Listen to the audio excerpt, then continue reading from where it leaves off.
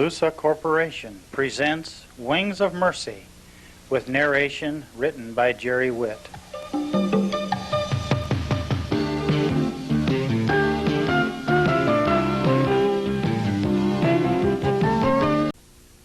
How can they call on the one in whom they have not believed? And how can they believe in the one whom they have not heard?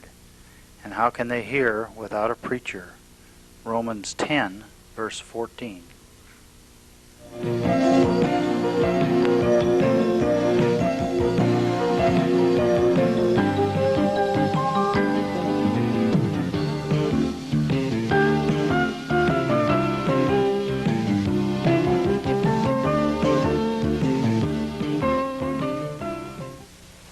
In 1987, I found myself very busy in the ministry, reaching the Native American Indians in the state of Durango, Mexico, with the gospel, working mostly among the Tipiwans, a tribe in that region.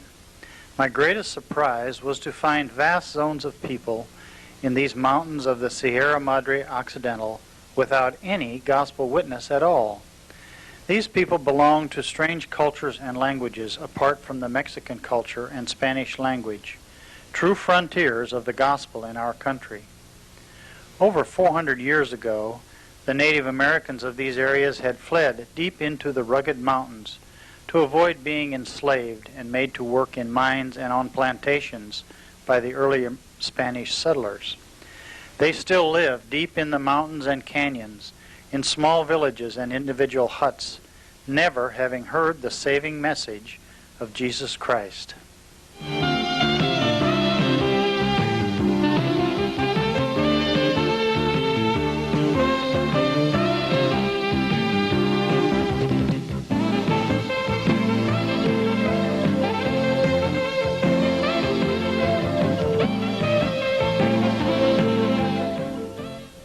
As we first started ministering to these people, we would travel by boat or drive as far as we could, and then backpack and hike into these remote villages, providing some dental and medical services, but always taking the gospel to them.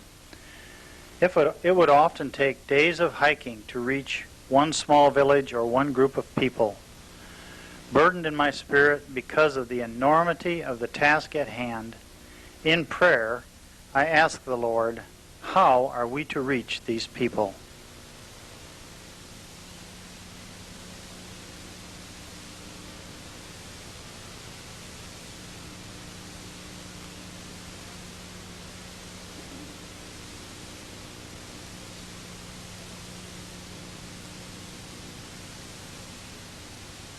After this is when we began to work in the mountains using aircraft, thus increasing our productivity by over 400%. The problem with flying in these mountains was that I further began to realize the even larger aspects of the task at hand, finding literally thousands of huts and corrals and homes where these Indian people lived, most of the places only accessible after 2 to 4 days of hiking on foot or on horseback along trails which wound up and down these enormous canyons, some twice as deep as the Grand Canyon of Arizona. Again, I found myself asking the Lord, how can we reach these people? One day while ministering in Parral, we met an American lady, the wife to the business administrator of Galcom International, who donated these little shortwave radio receivers fixed tuned to a single frequency, the High Adventure Voice of Hope radio station broadcasting in Spanish from Los Angeles. Excitedly, I began to envision the many ways possible to distribute these radios, tuned to the gospel station, to the Indians scattered all over the mountains. As many don't read, we would need to include an illustrated instruction booklet showing them in picture form how to use the radio.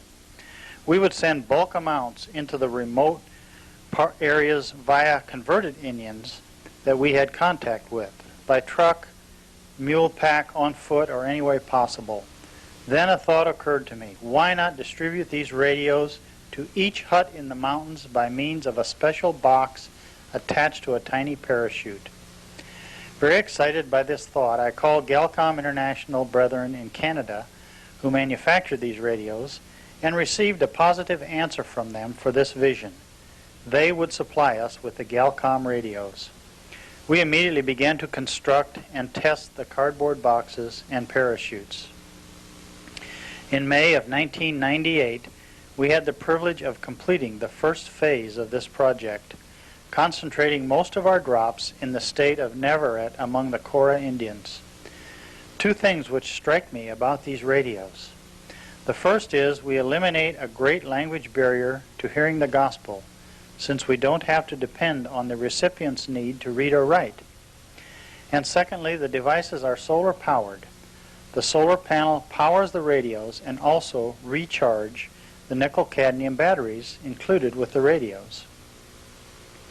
As we began the flying operations, we discovered that there were literally hundreds of huts that were nearly impossible to get to and drop on.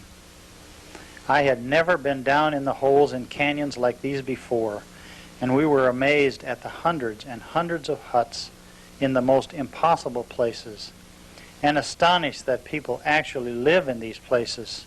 Nevertheless, the Wings of Mercy mission had begun.